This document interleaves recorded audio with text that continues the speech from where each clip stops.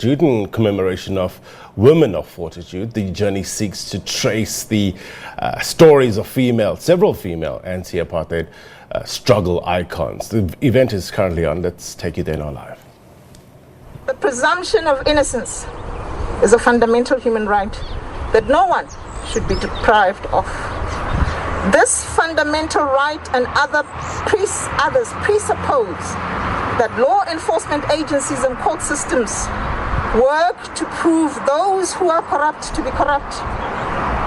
Where these do not work, the fundamental right intended to protect the weak and vulnerable becomes a perverted shield that protects the corrupt elite and gives them longer runway to pursue their corrupt ways. Leaders should know that corrupt are corrupt.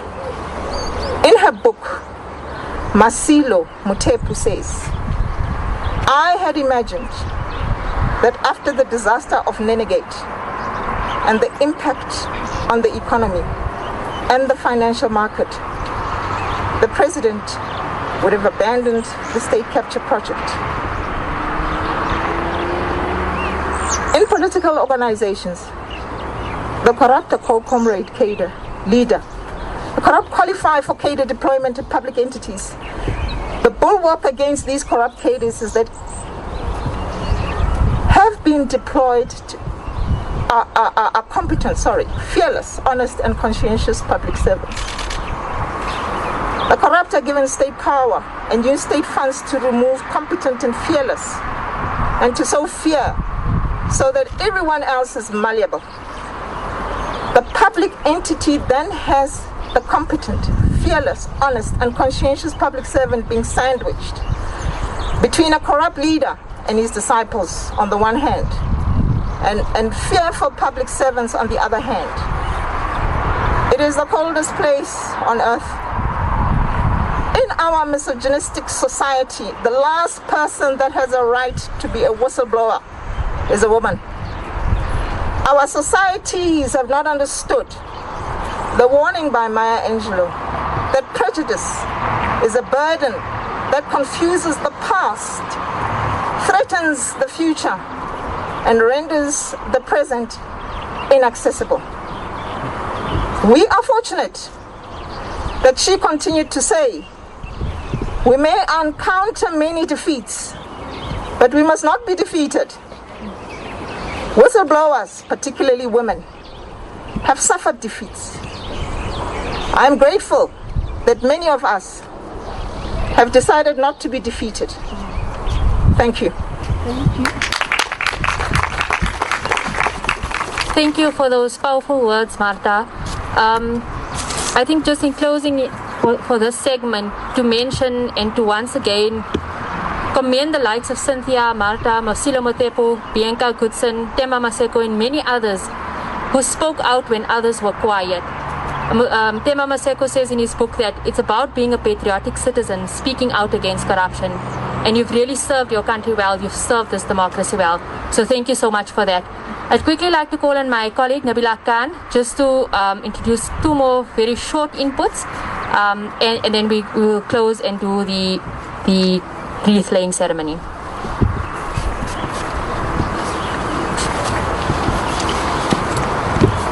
Thank you, Zakira. You know, Masi Sulu once said, the most important thing we can do is tell our story. And I think today what we've heard is the story of resilience. Resilience in the face of adversity. This story has echoed through the ages, carried down through generations. And now, as young women in South Africa, in a country where femicide and GBV is on a rise, we have those same stories being the wind beneath our wings as we take forward the fight. I'm now going to call on two very young, very inspiring young women.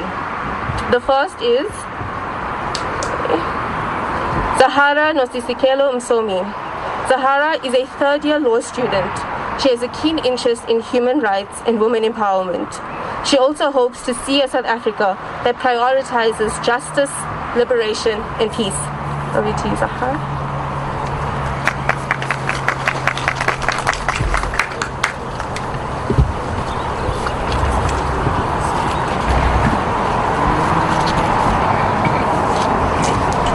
Sanvanani, Assalamu alaikum. Good afternoon to everyone who has gathered here today, distinguished guests and everyone else. My name is Zahara Nosisekelo Msomi, and I was asked to share briefly my reflections and the lessons that I have learned from the women of 1956. And I think the most underlying and most important lesson that I and everyone else can learn about the women of 1956 is that a woman's place is in the revolution. No other place but the revolution. And when I look at the glorious events of 1956, I'm immediately reminded of what Thomas Sankara once said. He said that, comrades, there's no true social revolution without the liberation of women.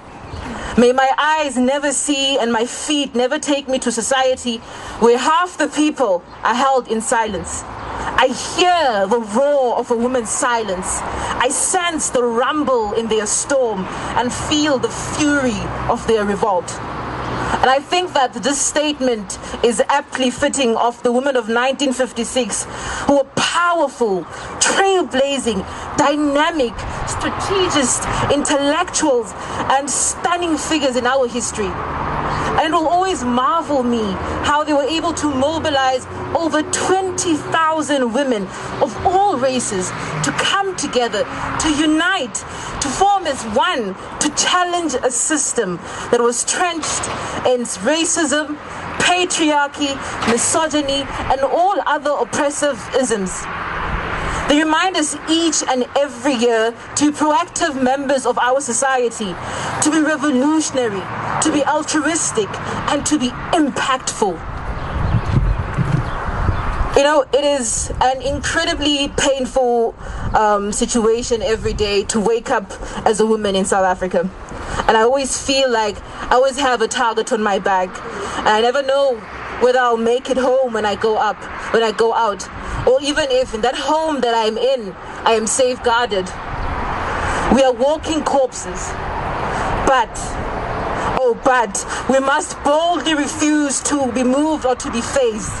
We must not allow ourselves to back down when we know resilience, vigor, and love as taught to us by the formidable women of 1956. And I say to everyone that stands here today that we will fight back. We will fight back against all systems that seek to enslave us women, that seek to silence us, that seek to kill us.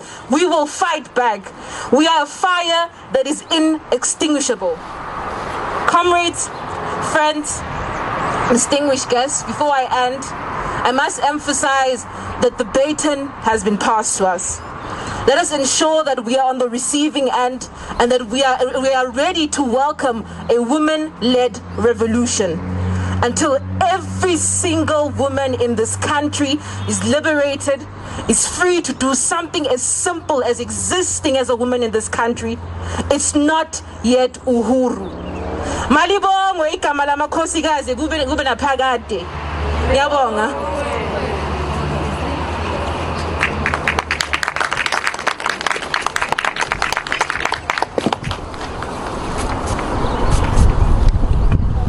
Thank you so much, Zahara, for those powerful words. We'd now like to call on Nonhlanhla Lee Brown. Nonhlanhla is a third-year student studying BA in Social Sciences. She majors in politics and communications, and she's extremely passionate about feminism and believes that women should be treated equally to men in every aspect. Nonhlanhla?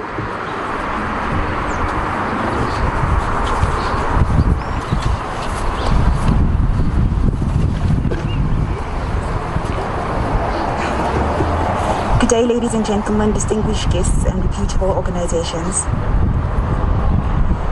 We are all gathered here today in remembering women of fortitude, their strength and resilience as they brave the government in more than 20,000 in number at the union buildings, petitioning for transformative policies against the extension of past laws to women.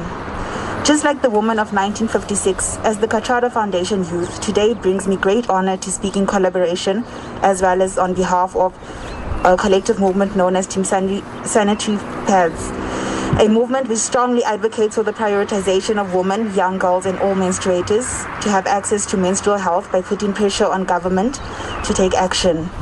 Menstrual health is a human right. Team 3 Sanitary Pads is founded by award-winning menstrual health activist Nokuzolo Ndwandwe, who is also CEO and campaign leader. In her absence on this prestigious occasion, we wish to further amplify the Team 3 Sanitary Pads.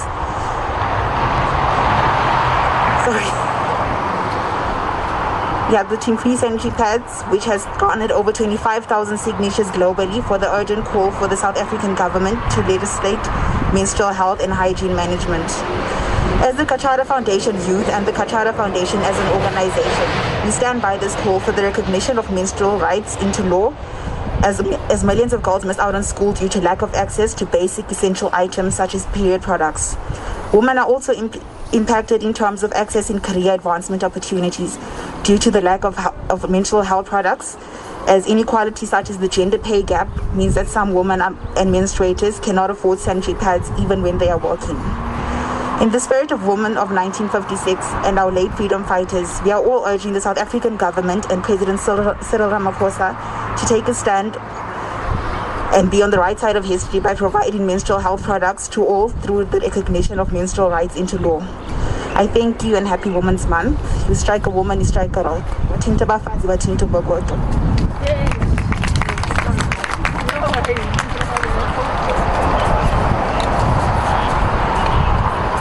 Thank you so much for those wonderful words, Mamfanta. We'd like to very quickly just call on Lerato Ndlovu, who is the first black woman president of the UPSRC, to share a few reflections. Lerato?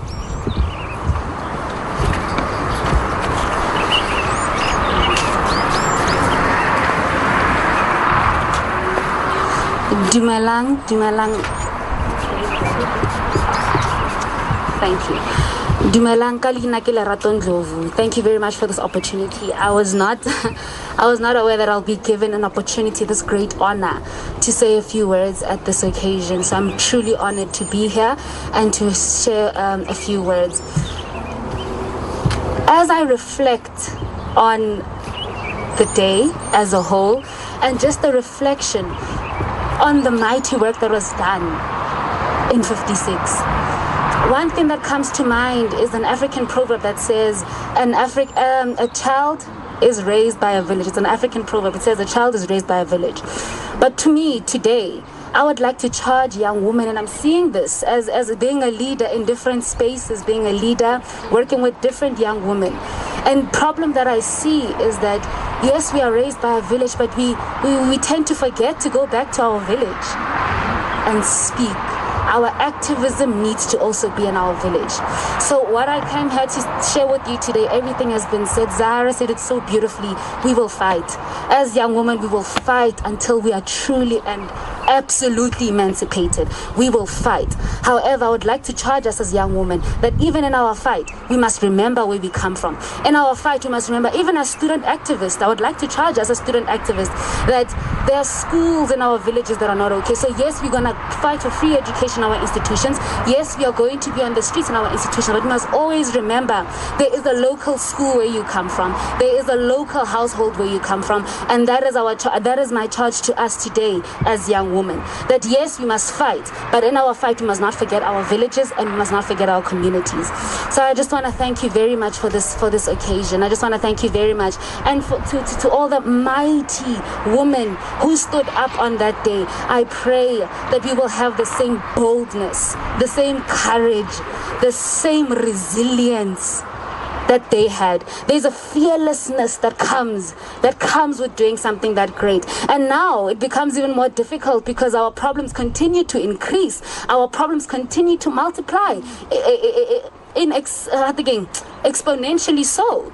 So now we even called to be more fearless, to be more resilient, to be unapologetic as we occupy these spaces. It is not easy. Here it's not the question of difficulty.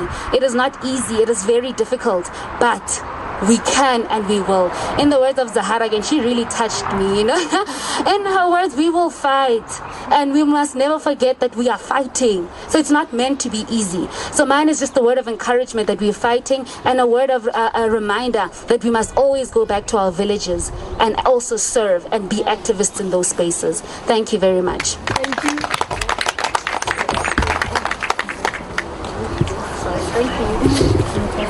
Thank you so much, Lerato.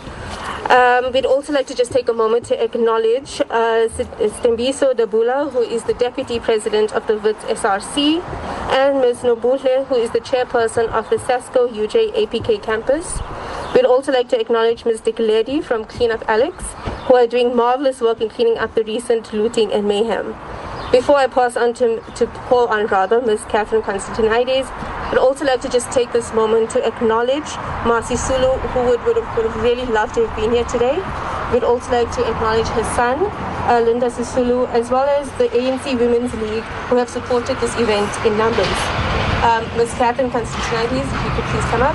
Ms. Catherine is an activist and a board member of the Kathrada Foundation.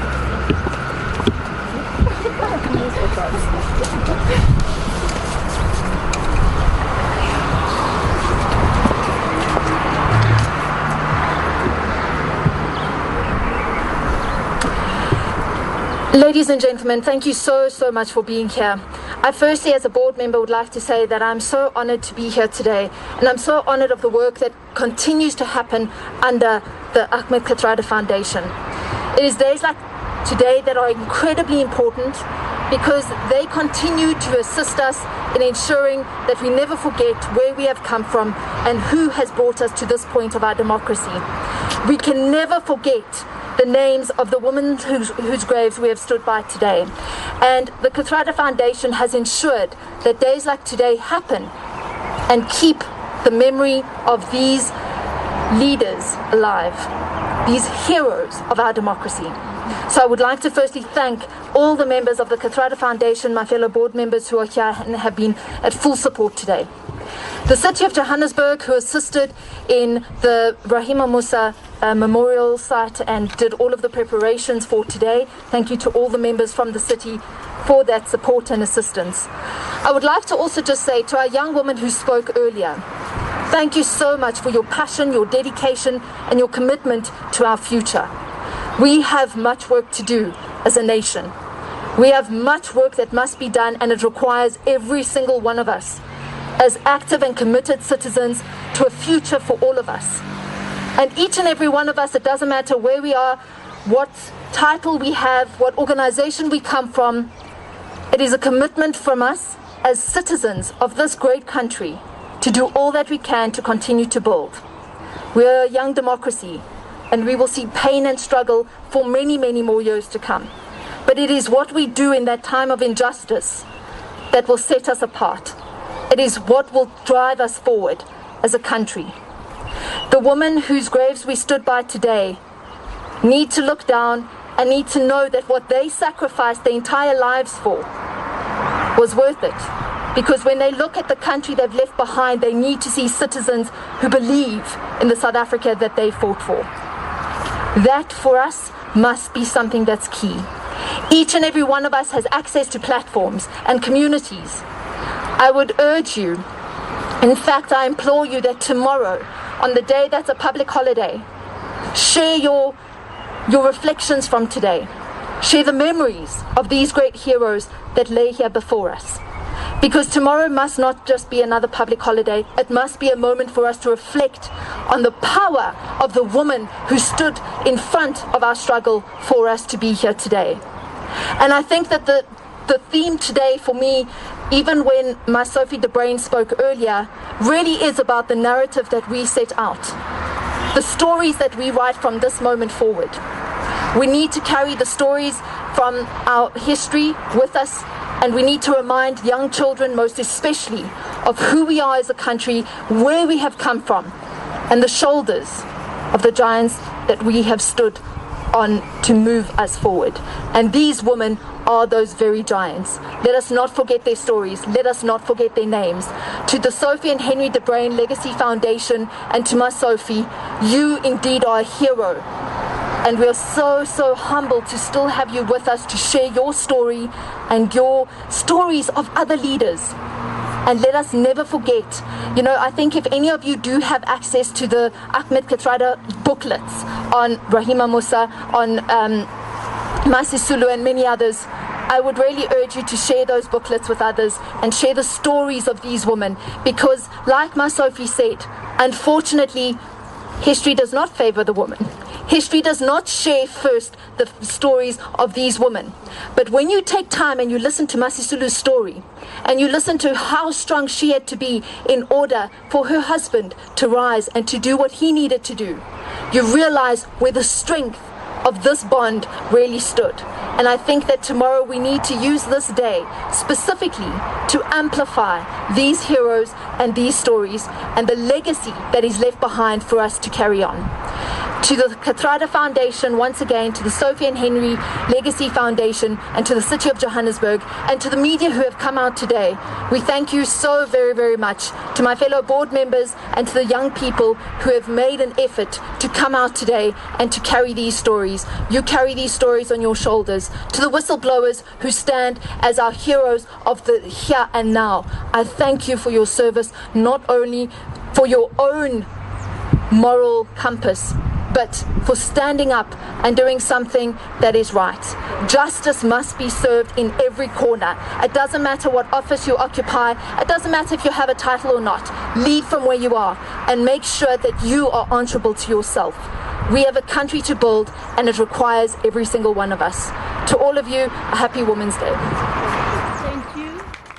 Right, a commemoration of women of fortitude. Remember, Women's Day tomorrow, National Women's Day, full coverage right here on SABC News. I want to take you now to the funeral service of the late Deputy Chief Whip of the IFP, Mtokozizi Ngumalo. It's happening in